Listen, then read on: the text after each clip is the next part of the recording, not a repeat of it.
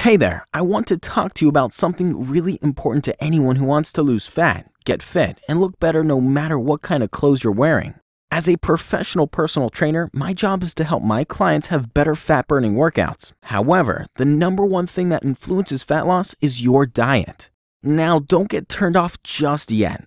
I'm not here to put you on a diet. In fact, diets don't work. They just plainly do not work. The reason for that is because most diets are too strict and require too much caloric restrictions, and that's a recipe for failure. But I'm going to show you a better way to modify your eating habits where you can still eat foods that you like and you don't have to cut or count calories. So let's take a look at this timeline. Let's assume that this is your average day. Say that you wake up around 6 a.m. and that you go to sleep at 11 p.m. When most people wake up, the number one thing they do is skip breakfast. Think about that word, breakfast. If we break that word apart, we're breaking the fast, right? So when you don't eat breakfast in the morning, you're really suppressing your metabolism and letting your body stay in a fasted state. If you don't know what the metabolism is, it's your body's ability to burn fat at rest. So think about that. When you go to sleep at night, your metabolism slows all the way down to its slowest speed and stays there so that you can relax and stay asleep. Now, our job is to boost that metabolism, get it really high up there so you're burning calories all day long. Now, how do you think we can do that? Let's look at the timeline we drew again.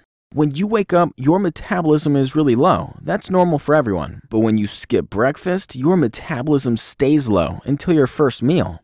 Let's assume that sometime between breakfast and lunch, you finally had a little snack. Now, your metabolism will begin to go up.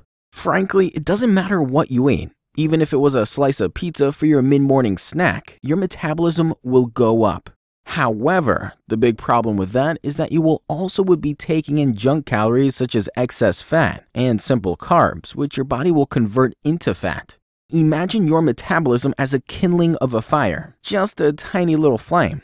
And when you first eat something, it's like adding wood and paper into the fire. The fire, in this case, your metabolism begins to grow, and that's a good thing. Here's the weird thing. No matter what you eat, your metabolism is going to increase. The problem is that most people don't really eat the right things, and that's what our job is, to teach you what to eat and when to eat them so you never have to worry about your diet. In fact, we focus on creating meal plans based on the types of foods you like and already eat. Each time you eat, your metabolism goes up for about a couple of hours, and then one of two things happen next. One, it will either come crashing down if you had food that was processed, high in carbs or sugar, and that's why most people get their after-lunch sleepy crash. Or two, it will slowly creep back down, ideally just in time for you to eat something healthy again to boost it right back up. And that's the secret to maintaining a high metabolism all day long.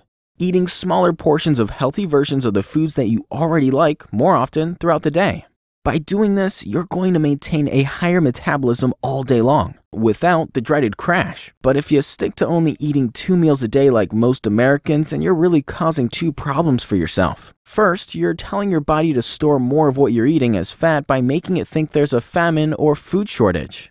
Plus, by only eating once or twice a day, you're forcing your metabolism to get slow and stay slow. And that's never a good thing when you want to burn more fat. Here's proof that eating healthier foods in smaller portions more frequently helps keep you lean and tone. Think about what animals do all day long in the wild. They're either chasing or being chased, right? That's the equivalent to your workouts. And other animals graze, smaller amounts of food all day long. Think about this. Have you ever seen an overweight zebra, giraffe, or gazelle? That's because they're grazing all day long and they're active, just like you will be when you join my fitness training program. Now, let me explain something to you here and now. I'm not going to take away your tasty carbs and fat, but I am going to manipulate where they fall in your daily eating schedule. There's nothing wrong with eating carbs as long as you're eating your carbs earlier in the day. The problem is when we eat carbs later into the evening. Guess what happens? Your body looks at carbohydrates like bread, pasta, sugars, and potatoes as energy. And if you don't use it as energy, then it gets stored as fat. That's the last thing you want, right? So if you're eating carbs late into the day, I'm guessing you're probably not going to go to the gym and work out at 11 p.m., right?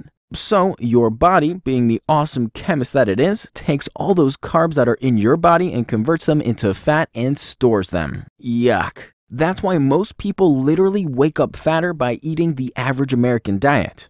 But again, our job is to turn all that around and give you a meal plan that gives you energy in the daytime so that you can eat those carbs and not feel like you're having to miss out on anything delicious and tasty.